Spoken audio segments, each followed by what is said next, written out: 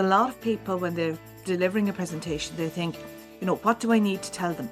And it's not that, it's what do they need to hear? And there's a huge difference between those two. Have you ever sat through a presentation that felt like it lasted forever, where the speaker droned on about themselves and you were secretly counting down the minutes until it was over? Yeah, we've all been there. And you know what? Maybe I've been one of those speakers over the years, but what if your presentation could captivate your audience from the very first sentence? What if you knew exactly how to structure your message so people actually listened, engaged, and remembered what you said? I'm Deirdre Martin, the host of the Master Your Business podcast. I'm a triple certified, award-winning, international best-selling author who helps entrepreneurs like you hit their first 100K or their first million by mastering their business and brand. And today we're diving deep into the world of powerful presentations with my expert guest, Maureen McCowen.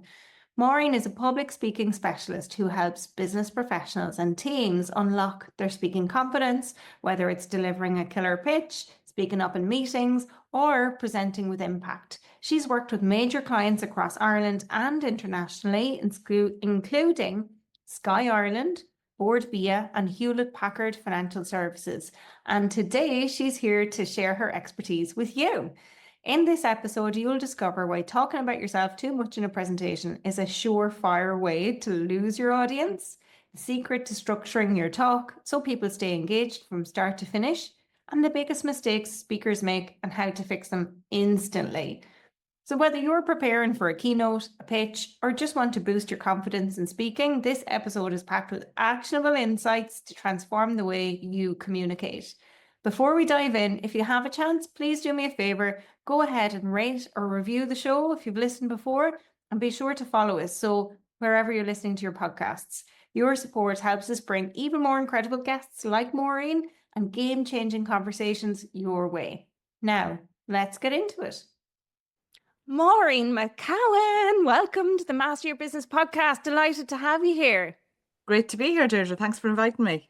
Oh, well, Maureen, we were just saying before we hit record, I once delivered a presentation online 4 years ago when I started my business, and you came and we were both involved in Network Ireland. I reached out to you and I'm like, please, could I have some mentoring about my presentation and get feedback? And you gave me the most valuable feedback ever, which was about how much time I spent talking about myself. So let's not do that again, anyone. But Maureen, I brought you on today to talk about pitches and presentations and all of the things that go hand in hand with that. So where do we start, Maureen? Where do we start? I'm going to start by going back to that piece of advice that I gave you before, and for the listeners' benefit, the why you don't talk about yourself and do the big intro. And essentially it's because people are interested in what they can learn from you. So your listeners who are tuning into this podcast now, they're giving their time. And that time is valuable. And out of all the podcasts, they're choosing that they can listen to this one. So they're looking to get some value. They're looking to learn from it. And they're definitely not looking for the resume, the CV, the whole list of achievements and accomplishments and awards and so on. That's not what people are interested in. So it's getting straight down, showing immediately that you can give them value. And when you have their attention, then you can introduce yourself, or you can weave into it about the type of work you do and how you do it. But rather than that big intro at the beginning. And very often there's an introduction by whoever is, the MC of an event or whoever's hosting the webinar.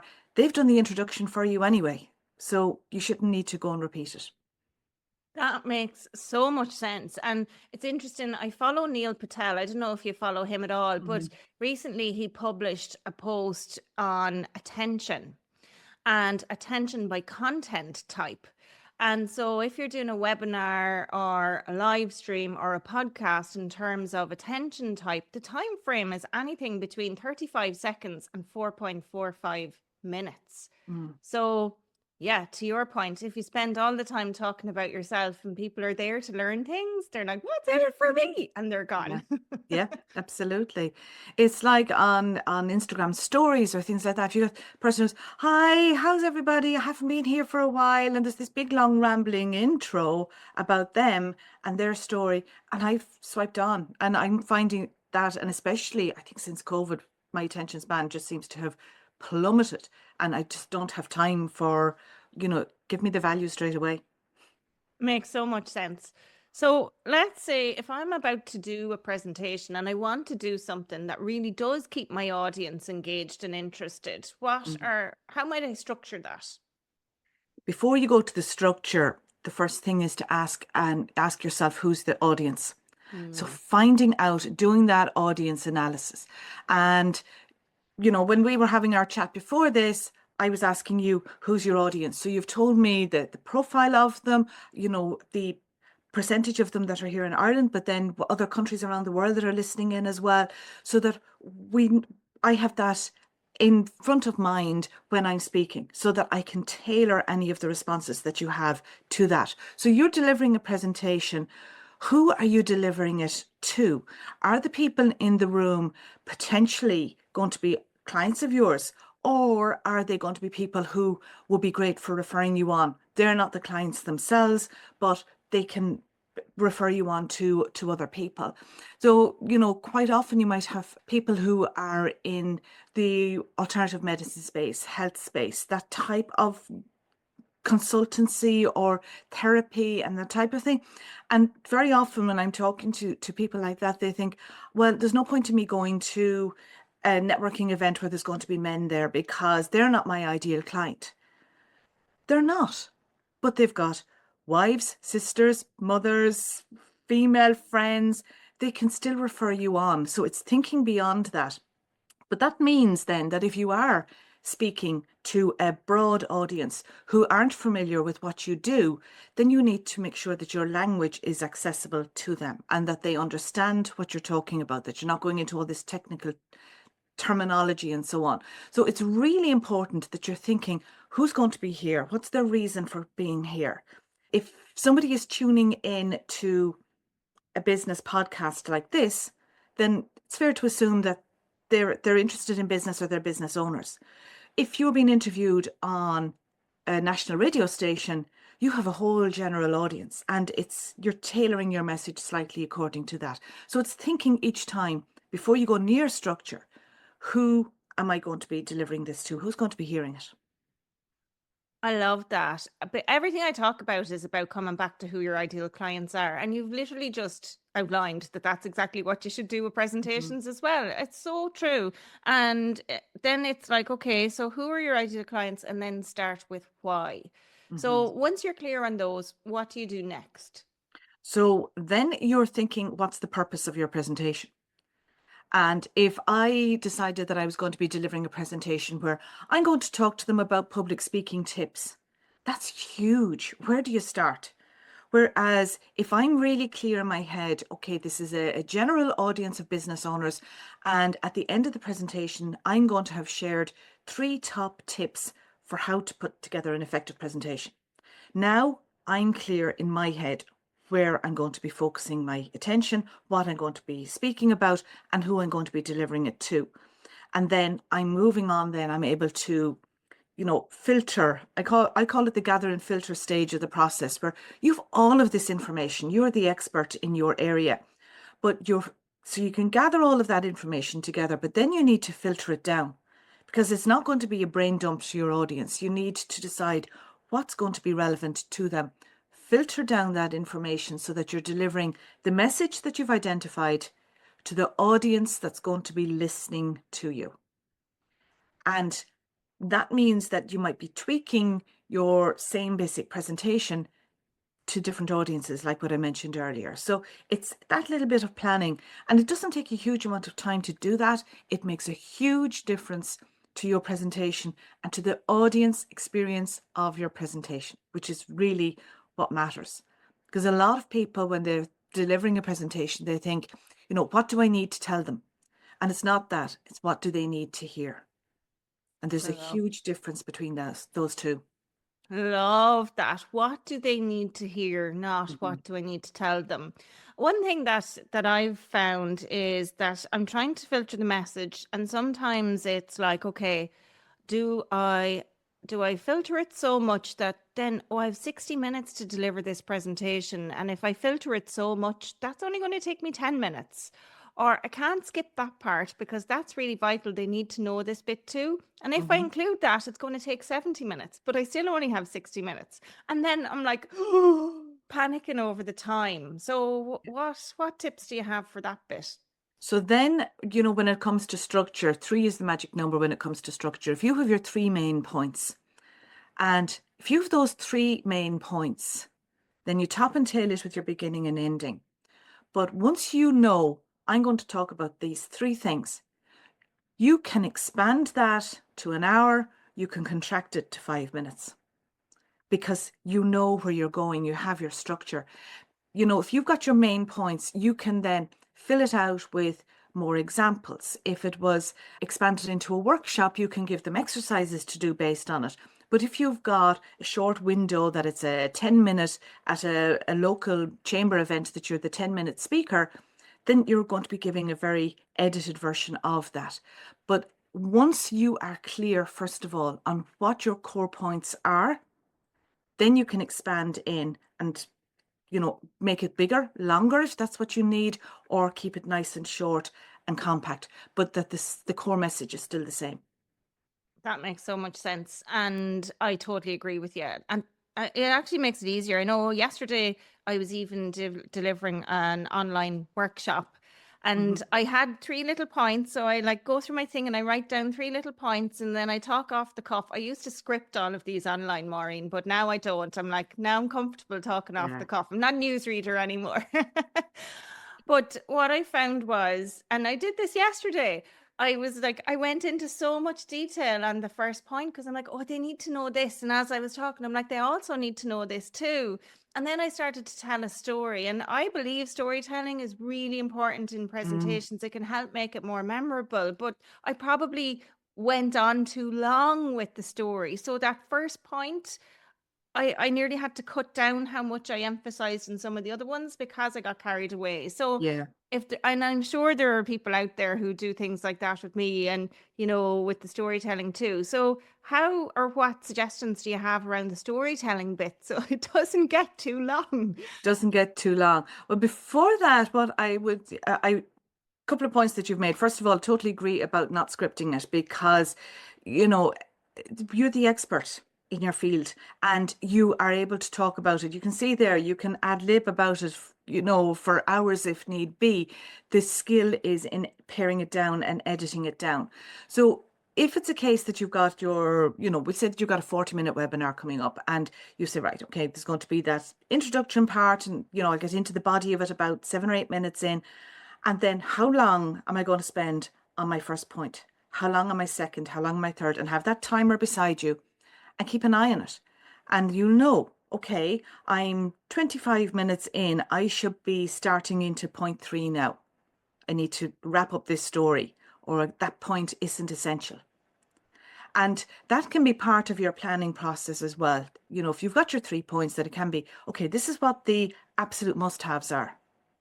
And this is what the nice to have is. If I find that I get through it a little bit faster, then I can include this point, I can add in this story, that you're building in that flexibility. And it's much easier to plan small and have extra pieces to build in rather than thinking, oh my goodness, I'm running out of time and I still have half of my presentation to do. What am I going to do? And from, being at conferences, if you're ever asked to speak at an event or at a conference and somebody goes on way over their time, that impacts the rest of the speakers.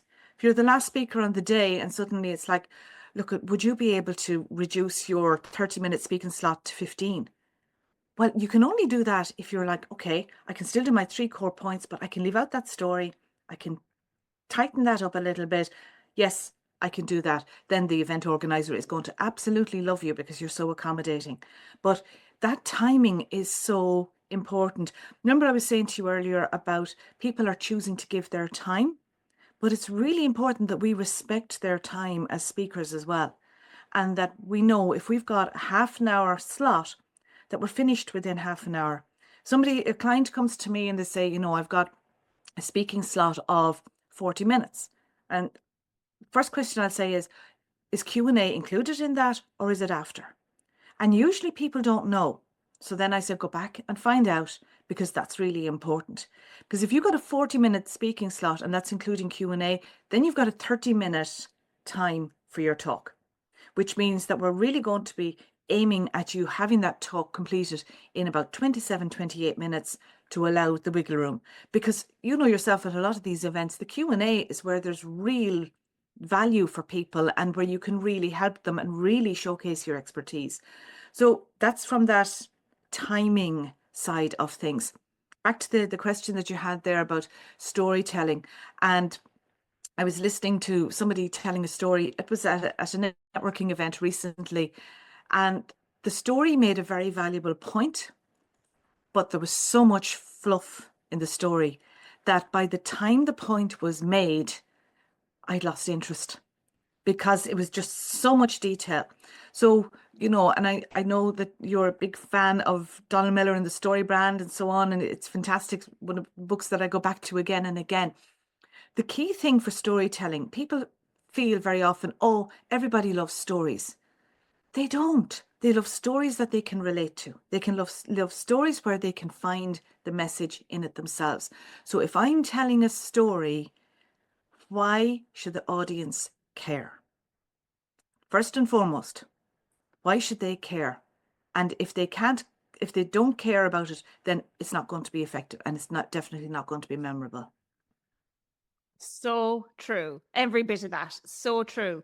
And to go back to the thing, that happened to me last year where I was the last speaker at an event and somebody was like, Deirdre, we're out of time. Can you do your 45-minute talk in 20 minutes? And I'm like, oh, can I? Yes, I can. And it was horrible then because it was already late. And even to cut it to 20 minutes, it was 20 minutes past the time. People were leaving. It felt horrible as a speaker to be in that position as well. Yeah. And I remember actually the year before last, I was speaking at a thing as well. And I was the first speaker, but I was so nervous. They didn't tell me what time I was going to be speaking at. I just come in the door and they're like, you're straight up. And I'm like, oh, I am. Oh, crap. And I practically shit myself on the stage. And then I spoke so quickly. It was over so fast. But actually, to your point, Maureen, the Q&A then, we had way more time for the Q&A, and the Q&A was gold. And people were like, it was rapid fire questions. It was amazing. It was so valuable. Yeah. So that was really interesting. And so what I'm hearing with the story bit as well, people I think you need to be prepared for those things to happen. And I think for me, I've learned that with experience now from doing it, but I wouldn't have known that before those things happened. So I think there's learning in that. That's the point of my story and sharing those. Yes. Definitely preparation. And I think what I'm hearing from everything you've said so far is the planning. All of this is really planning. It's planning who are your ideal clients? Why are you sharing what you're going to share? What's the purpose of the presentation? It's the message that they need to hear, not you. Filtering that down into 3 points, setting timers for how long each of those things are going to take, and maybe identifying which stories that you can tell concisely throughout. And that last point you made was around the emotional level. Totally agree. And yes, Donald Miller, very good at bringing in the empathy piece and building the rapport with people. And that's exactly what we help people do. That's neuroscience, it's neuromarketing. It's really highly effective. And that leads me into the question that I really want to ask you to do with this is that in the preparation and the planning, sometimes a picture can tell 1,000 words. And so what I'm wondering is how important is it to incorporate visuals or videos and things like that in a presentation? Do you need them? Do you not need them? Because that comes back to planning and it can be hit on the emotional side too. Yeah. And do you need them? It's one of the first questions that I would always ask people when it comes to slides, because people feel very often a presentation, oh, that's the slide deck. Their preparation for a presentation is open the laptop, open up their slide deck and start populating it and work from there. Whereas I would always recommend the reverse, that you do your planning first. So if I've got a new talk coming up and I have decided who my audience is, what my message is, I've done my brain dump down on a piece of paper, I've filtered out what's going to be relevant, I've grouped them into my 3 key categories that I'm going to be talking about, I do my very bullet point rough outline of the speech, and then I take a look and I see, okay, where do I build in audience interaction? Where do I have a slide that's going to make sense here, that's going to be valuable to what we're talking about? And it's bearing in mind if it's a short presentation, if I've only got, 5, 6, 7 minutes of a presentation, then I can very easily manage without slides. If it's longer, the slides are for the audience benefit, because we need to remember that people learn in different ways. And if you have visual learners, then you're going to need that slide, and it might have that 75% figure that you have as a percentage that you're talking about, but that they can visually see it and it will help them to remember it afterwards. The slides aren't there for the speaker. They're not your speaker crutch, your notes. It's not to help you get through your presentation. The slides are there to help the audience. So I could put up, a cute photograph of my dog, but that's not having any benefit. What's the point of the picture that's there? And talking of dog, I did have a photograph of my dog when she was jumping into the canal. It was her first time ever as a young puppy jumping into the canal to swim. And she had been mustering up her courage before that and walking up and down the canal bank until eventually she made the leap. Now, that picture of my dog was making a point, and I was relating it to people who make that leap to look for help with their public speaking. The picture now has relevance. It's like your stories that we're talking about. Cute picture by itself, yeah, that's nice, but it's not serving any purpose. So it's for all of your visuals, it's planning those out the same way as you're planning your speech. So I was working with a client yesterday, and she's going to be speaking at a conference, and it's quite technical and all of what's there. And we're looking to see, well, what way is she going to open it to get people's attention? And I was suggesting different options. They weren't really landing with her because she's not comfortable public speaking. So doing something dramatic was not her style. So that's just going to cause her so much stress if she has to do a dramatic opening. And I said to her, well, you could start with a relevant quote. Immediately, she had the exact quote that she said, yes, I could start with this. I said, okay, one way that you could start with that quote is have it at the very opening of your presentation, have it on a slide really big so everybody can see it, and just say, I'm going to let you read that. Because rather than her reading out the quote to them and then passing on, giving people a moment to read it and absorb it is going to make that quote stick with them that little bit more. And from there, again, the quote is in isolation is pointless.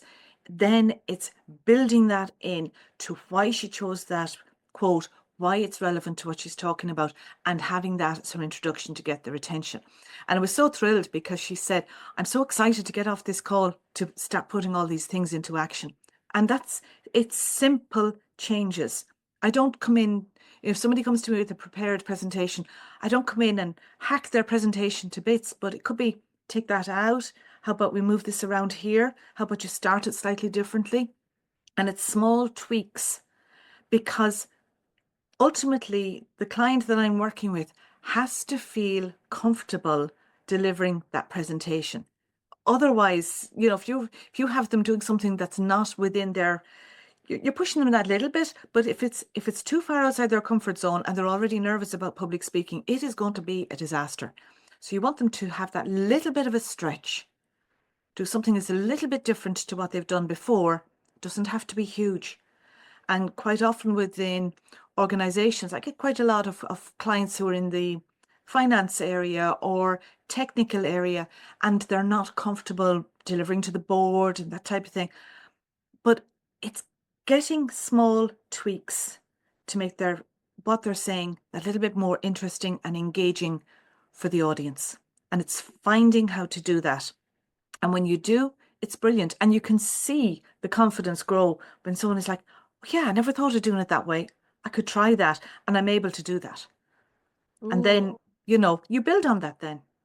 I got a chill when you said about the quote. I'm like, I literally, like, I could feel my body going, ooh.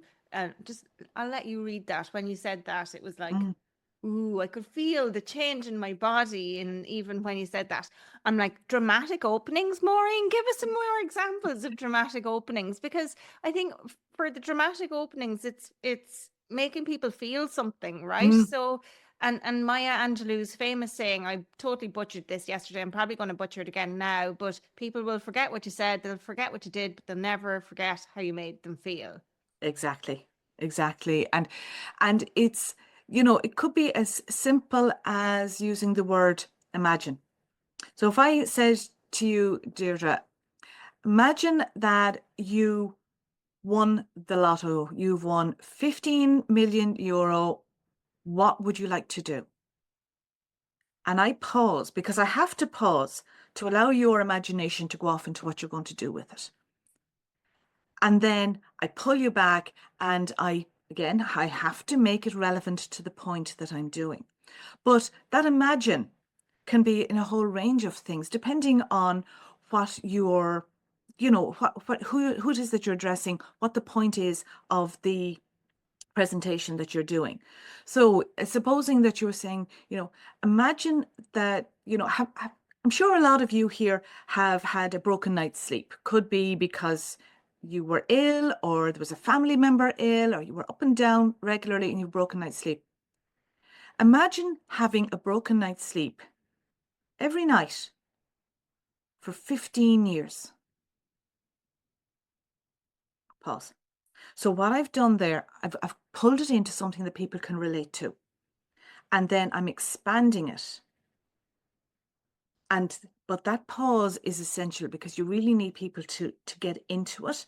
Whereas if I just kept talking and say, well, that was the case with my client and blah, blah, blah. If I jump into that too fast, people can't connect with it. So I do need to allow that pause. And if you're not comfortable, because a lot of people feel after be speaking all the time, they're not comfortable with the pause. When you're practicing it, that you practice it, that you're saying it slowly, and at the end of it, that you count in your head 1, 2, and then move in. So that's an example that you could do. You could, so you could be telling a client story. It could be a challenge that a client has had, that they've had this particular issue, and that this has been an ongoing problem for them. But you're bringing the audience in that they can see how it was impacting them. So client stories are so powerful because what you can do on that, you could outline what the problem is. And you've got a number of ways to do it. You could build your entire presentation around the way that you worked with that client, showing what your methodology is and so on. So you could have the entire presentation as a case study, if you like, that you've expanded. Or you could outline the problem and pause and say, we'll get back to that in a while. But first, let me take you to, blah, blah, blah, and then I'm moving into the more maybe teaching side of what I'm talking about. And then I'm returning back saying, remember at the start, and I was speaking to you about give the client a name because it makes much more sense. You say, I was telling you about Deirdre rather than I was telling you about the client of mine. Remember I was telling you about Deirdre at the beginning and she hadn't slept properly in 15 years. Well, let me tell you what I did there, how we worked together. And you're giving so much value to people there. They're relating to it. It might not be something they've experienced, but they might be thinking at the end of it, so a friend of mine really needs to talk to her. And that's what you want. Impact, Mm-hmm. powerful. Ooh, and do it off the bat. Amazing. I love that tip, Maureen. That's gold. I'm taking that one. Thank you so Yeah. much. Sticking a pin in that. So let's talk a little bit about online presentations and the Mm. difference between online and offline presentations and things that people need to consider. Yeah. So one of the things to consider is, let's go back to your slides first of all, because you don't know where the audience are tuning in from. They could be on their phone. They might have a huge screen in front of them. So your slide deck could be completely irrelevant, and especially if you've got small text on it. There's an exercise that I do with clients when I'm doing in-house training, and I put up a slide with 3 different font sizes on it, and I ask them to guess what the font sizes are. And typically, they will say about 24 for the largest, down to maybe about 8 for the smallest, sometimes even 6 for the smallest. In reality, my smallest on that slide is 18 and the largest is 90. And it is always underestimated. So, we're putting our slides together. We think, yeah, that's good and big. I've done, I usually do size 12 and this is size 16. That's fine. It's not. You need, if you're writing on your slide, it needs to be really big and really accessible for people. And it is that idea of, can I manage without the slides? Do I need the slides? Are they supporting what I'm saying? Bearing in mind that people might not be able to tune in, that they might not be able to see the slides properly where they are. Quite often people might have it on in the background while they're preparing dinner, while they're driving the car. There's a whole range of things that are there. And it's also back to that idea that, particularly at the start of COVID, it was like everybody has to have their cameras on, have to have cameras on. It's not always practical for a number of reasons. I mean, for neurodivergent reasons, it can be very stressful for people to have their cameras on and find, themselves in that situation. So we have to be aware of all of those. When you're presenting to a blank screen or lots of cameras off, and I'm sure you've done that as well, it is really challenging because you're speaking to yourself. So you have to bring that extra energy. When you're in a room full of people, there's the buzz, there's the energy that's there. When it's online, you have to bring that extra energy. And it's making sure that you do. If I'm speaking and it's just like a normal, relaxed way, very conversation, people are switching off. So you have to bring that extra bit of energy. Again, keeping in mind take your own normal level and up it a little bit. I'm not asking you to become somebody different or somebody new, but your purpose is to keep people's attention. So your voice is going to help you do that. Lots of vocal variety is going to help you do that. Keeping relevant, interesting segments, not going too deep into detail, and being aware that people's attention span can be quite low. So if you're delivering a longer presentation, or if it's a webinar, if it's a training session, for example, that you're doing that's 3 hours, well, then you need to be building in breaks every 40, 50 minutes there. It could be just 5 minutes, stretch the legs, come back. People need those breaks. So it's being conscious back to the audience all of the time. It's number one. Great advice and tips in that as well. And for the online stuff, Maureen, what tools or technologies do you recommend that people use? Are there specific ones in your toolkit? So, well, I suppose it depends on what people are trying to achieve. So for engagement, interaction, I find Menti is very useful. But it can be awkward to set up. If you're going to put up a Menti poll, build 5 minutes into your presentation extra for that. So if I've only got a half an hour time slot, I'm not going to use Menti. It could be put an answer into a chat. Do what is easy. Avoid having engagement for the sake of engagement. I'm not into this, if you agree with me, put yes in the chat type of thing, because that's not engagement. Similarly, if you're in a room and you have, you say, show of hands, how many people have ever, and you're showing hands and you go, all right, I'm not giving any information to people, that's no benefit. Whereas if I say, how many people here have ever experienced, and we have a show of hands, and I give the feedback to the audience, say, okay, that's about 75% of you. Now there was a purpose in me putting up my hand. So it's always thinking of the purpose of what you're using. So, keeping any of the tools that you use, if it is Menti or if you've got Kahoot, which is great if you want to gamify things, they're gimmicks and they can add, but they're not going to add value. You're adding the value. And it's thinking, what's the point of me doing this? And what's the purpose of me doing this? And for shorter presentations, then you're really keeping it very simple and straightforward. Fantastic tips and tools. And actually, I did that this week. I'm like, show me your hands. And people put their hands up. But I didn't say, that's about however many of you. Mm. That's another one I'm taking, Maureen. Thank There you you. go. This is Yeah. like another personal mentoring session by Maureen. You're super. So, Maureen, some of the other things I'm wondering is, right, you've mentioned COVID a few times, but we're a few years on from COVID, and Mm. I'm curious, like, what are some current trends in presentations and public speaking? And, have we moved on since some of the COVID stuff, or are things the same? Are there new trends, basically? I suppose COVID was a changing point for everything because everybody moved online and became much more comfortable online eventually, So, but the impact of that, then the other side of what I'm seeing a lot is as people are going back into offices and back into in-person presentations, their stress levels, anxiety levels are hugely increasing because they can no longer have all of the notes around them. They don't have that security blanket that's there. They've got all eyes on them instead. So you have that's going to be a change that's there, from technology point of view. And I know you're a big fan of AI, Deirdre, and I would use it myself a lot. I would use ChatGPT a lot for brainstorming and for getting ideas and here's a good tip for you. If I put it down into ChatGPT, I'm going to be delivering a presentation on this particular topic. I write out what the audience profile is, and then it could be, what questions would they have? So then I'm getting in advance. So if I've a good idea of the audience profile, I've given the information as to what I'm going to be speaking about, but then I'm asking in advance, what are the type of questions that they have, or what else might they be wondering that I haven't covered here? Where are the gaps?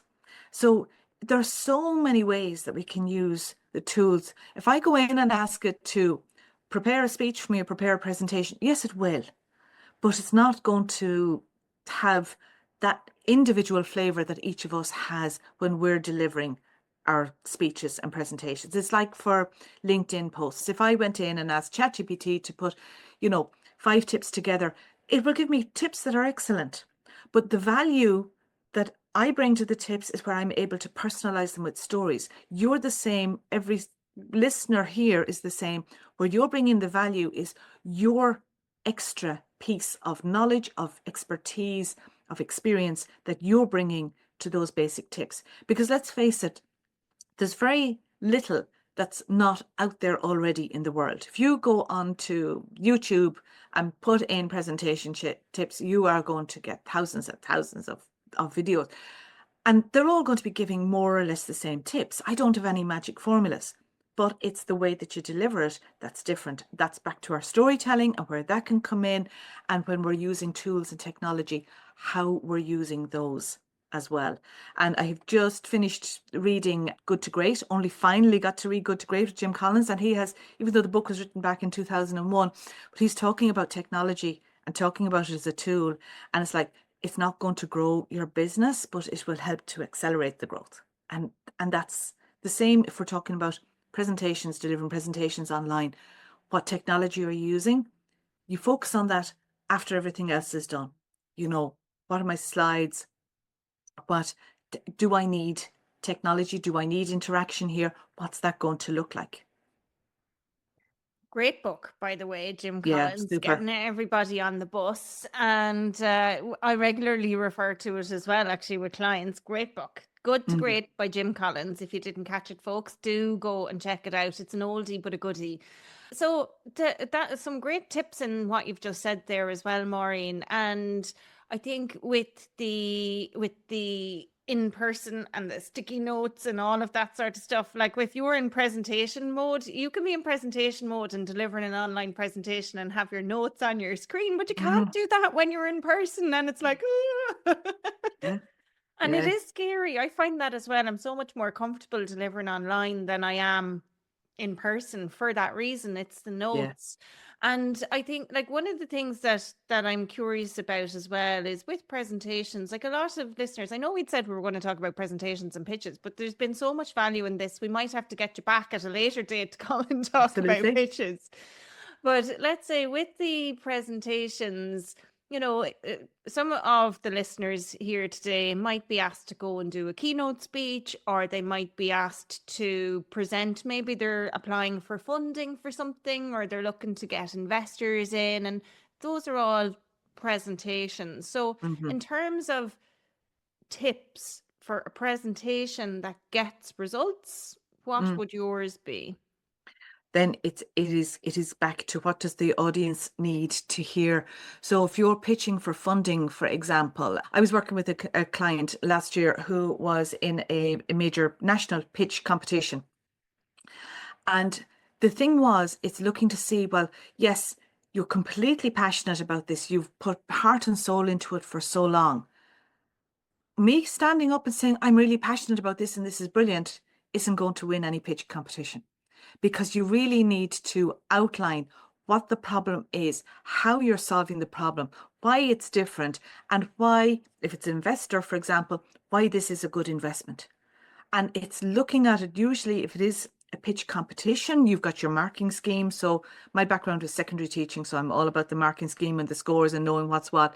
But it is checking that marking scheme to see, are you are you ticking the boxes of what they're actually looking for? If it's pitching for an investment, put yourself into that investor's shoes.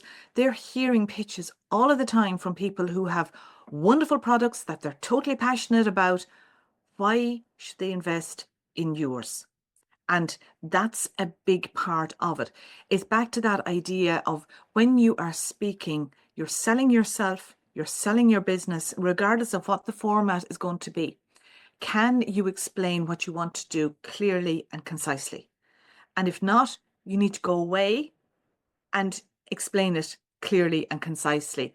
That client that I was talking about, I asked him, what was his, it was a tech product and it was completely over my head. I didn't get it. And I had to keep probing and keep asking questions until eventually he said, well, it's like this. And he outlined a very simple scenario that I understood. And he said, and we do that for this particular industry. I was like, oh, now I get it. Now it makes sense. And it's the same, your investors, your audience aren't necessarily going to be experts in that area. So you need to bring it down to something that's really simple. They get what it is. They understand what the problem is and why it's a problem. Let's go back to that sleep example that I was talking about earlier. So, if I said you've broken sleep and then I expanded it, and imagine that for 15 years. But now I might need to dig a little bit deeper. Imagine the implication that that has on your health. Health experts say that blah, blah, blah. And I've got a statistic to back up what I'm saying. And then I'm, talking about relationships and I talk about the different impacts. Now I'm really showing why this is a problem.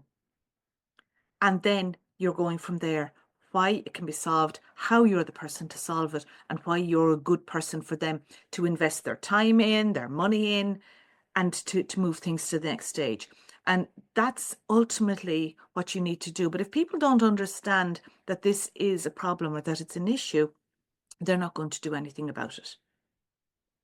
That makes so much sense. And I love what you just described there with that tech company. It's like, and pitches for Hollywood. What was it? Alien, the movie. It was like, this is like, think Jaws in space. Mm, It's if they can't visualize something, it's a great way to help people understand what it's like. So great yeah. tip there. Maureen, I would keep you on all day because you've got so many useful nuggets, but I won't do that to you, our listeners. And I get to this stage when I'm having really enjoyable chats with our guests. So there you go. But one thing the final thing I want to ask you, other than what's Mm-hmm. coming up for you in the coming weeks and months, is if I'm bottling it before I go to do my presentation, what kind of affirmations or mental strategies could I lean into to help me boost my Mm-hmm. confidence? One thing, and it has been called a game changer by more than one person, and it is very simply stop focusing on yourself and start focusing on your audience. That's first and foremost, And even yesterday, a client said to me, I'd never thought about it from what the audience need to hear. I've always thought about it as to what I'm trying to say to them. So it's like if I put that time and effort into making this as easy to understand as possible for the audience, that is taking my focus away from me, because we get very wrapped up in ourselves. I'm so nervous. What if I make a mistake? What if I this? What if I, and I'm all focused on myself. Switch that around. How can I make this concept easy for them to understand? How can I make myself easy to refer if I'm showcasing what my business is? But that idea of what if I make a mistake? So what? Deirdre, if we went back over this, I'm sure both of us have made mistakes and slip-ups and so on as we're speaking here today.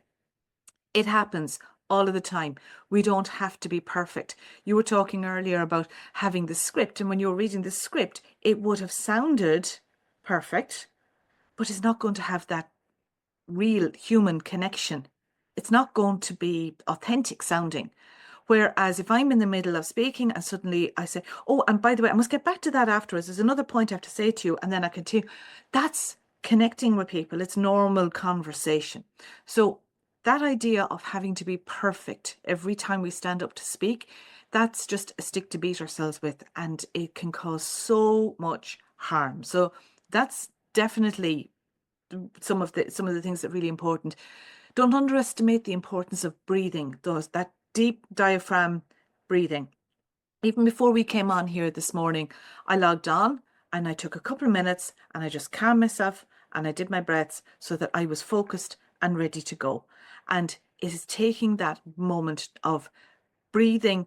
And when I say to take a deep breath, people usually go up here into the chest, but it's right down. It's that diaphragm breathing, because it will calm your nervous system down. It'll slow you down. It will slow your speech down. And when we're nervous, we speak quickly. You mentioned that earlier. It will just help you to sound more in control. When we're nervous, we speak quickly. If I'm speaking quickly, I sound like I'm running out of breath and I have that panicky feel about me. If I slow it down, I immediately sound like I've got much more authority and I know what I'm talking about. So breathing, really important. And you'd mentioned visualization there. Visualize. I'm a firm believer in that as well, that you visualize exactly what you're going to be wearing, what the room's going to be like, where you're going to be sitting, for example, how you're going to stand up if it's on a stage, how you're going to stand up on stage, if it's an online event, where you're going to be, what it's going to look like. Visualizing if there's an audience in the room, that they're looking up at you and they're nodding and receptive to what you're saying. All of those things can help to put you in the right frame of mind, but you have to do the prep beforehand, because otherwise everything else is going to fall apart. Maureen, oh my gosh, so much gold in everything you've said today. And I think my biggest takeaway is that the perfect presentation comes back to the planning, and there is no such thing as perfect. That's the other bit. Yeah. Amazing. Maureen, thank you so much. Do tell us what's coming up for you. Where can people find you? All that stuff. So where people can find me, I'm very active on LinkedIn. I share a lot of tips on LinkedIn. So that's Maureen McCowen. My website is softskillsuccess.ie. And if you're interested in getting an audience analysis checklist, if you go to softskillsuccess.ie/audience, then there's a checklist there that guide down. It's quite comprehensive. You don't need every category that's there every single time, but a quick glance over it might help you to think about who it is that you're going to be presenting to. Fantastic. Be sure and go and download that from Maureen, and you will be absolutely guaranteed your next presentation will be epic. What a pleasure it has been to have you on the show. Thank you so much for joining us today. It's been great, Deirdre. I really love the chat. Thanks for inviting me on. Take care. Thank you. Whew, that episode was packed with gold. Let's do a quick recap of what Maureen just dropped, aside from the mic. First, your audience doesn't want your life story. They want to know what's in it for them. So go straight to the value. Second, structure is everything. Stick to 3 main points and you can expand or contract your talk depending on the amount of time that you have. And third, if you ever get asked to cut your presentation time in half on the spot, it happens. Knowing your key points and having a flexible structure will save you. And let's not forget the golden rule. Focus less on yourself and more on making your messaging clear and relevant for your audience. Now, don't just listen and move on. Take action. Grab Maureen's audience analysis checklist at softskillsuccess.ie/audience to make sure your presentation hits the mark. And if this episode gave you even one aha moment, then do me a solid. Share it. Share it to a friend or post about it on social media. Let's spread the power of confident speaking. Finally, again, a reminder, please be sure to rate, review and follow the show so you never miss an episode filled with insights to help you master your business. Until next time, keep showing up, keep speaking up, and keep mastering your business.